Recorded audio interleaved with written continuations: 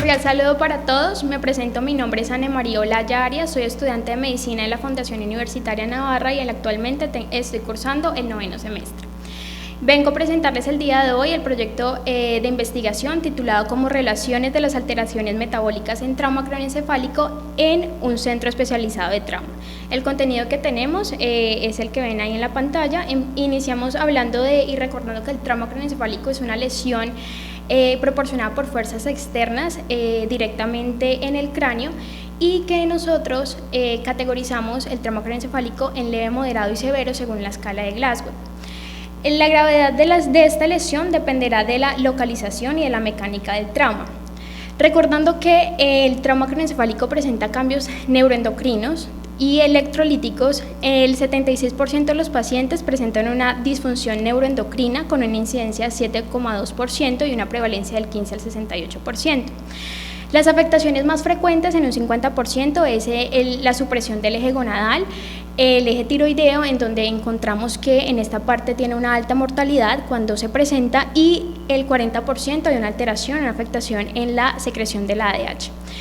En la parte hidroelectrolítica encontramos que hay un riesgo de pérdida por medio del mecanismo de poliuria, lo que nos hace que perdamos electrolitos y podamos presentar una mayor alteración. Dentro de la metodología de este estudio de investigación es un estudio observacional retrospectivo de corte transversal en pacientes mayores de 18 años que tuvieron un trauma craneoencefálico en un periodo de 36 meses, de los cuales salieron 125 pacientes y tomamos 60 pacientes que fueran los que más completos tenían estos datos.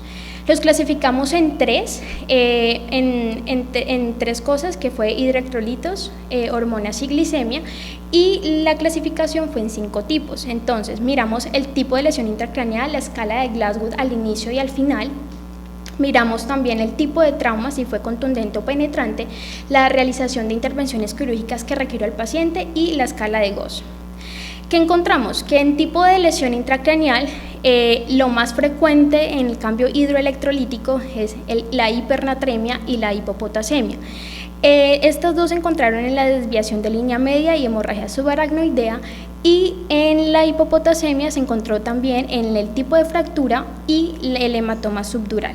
La hiponatremia y la hiperpotasemia no se encontró ninguna alteración. En el caso de la hiperglicemia encontramos lesiones de tipo de fractura, hematoma subdural y hemorragia subaracnoidea más frecuentes.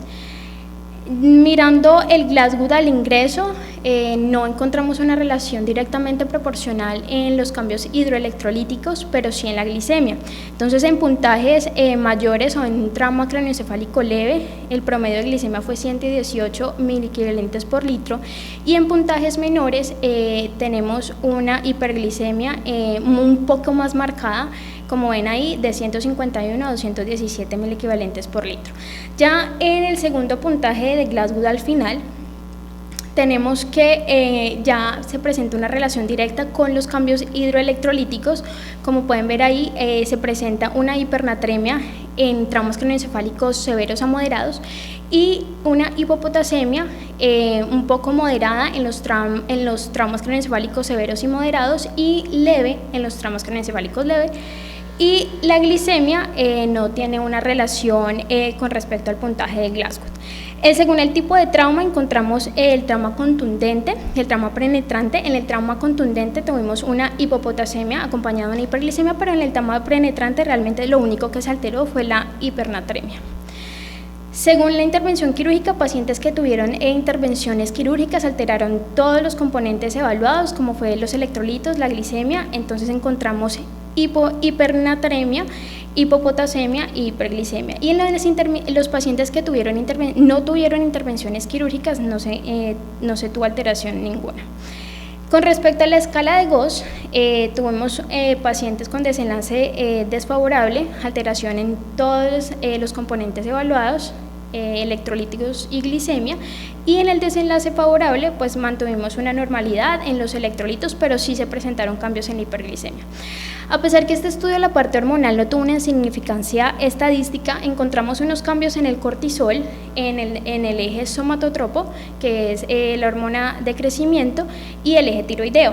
Entonces, aumentaban en lesiones como desviación de línea media, hemorragia subaracnoidea, la fractura de cráneo y una disminución en pacientes que tuvieron contusión del trauma. La hormona tiroidea se disminuyó en lesiones como en hematoma epidural, fractura de cráneo y una hemorragia subaracnoidea, y aumentó en las contusiones. Como conclusiones de este proyecto tenemos que en pacientes con trauma craneoencefálico no se está evaluando la parte neuroendocrina, por lo tanto pues fue un impedimento para nosotros tener una significancia estadística en este proyecto en ese campo. Las tres tipos de alteraciones más frecuentes en nuestro estudio fue la hipernatremia, la hipopotasemia y la hiperglicemia. En todos los pacientes que presenten hemorragia subaracnoidea tenemos que tener presente que nos van a presentar estos cambios, y que la glicemia tiene una relación directamente proporcional con la severidad del Glasgow, es decir, entre más severo sea el trauma, mayor alteración glicémica va a presentar el paciente.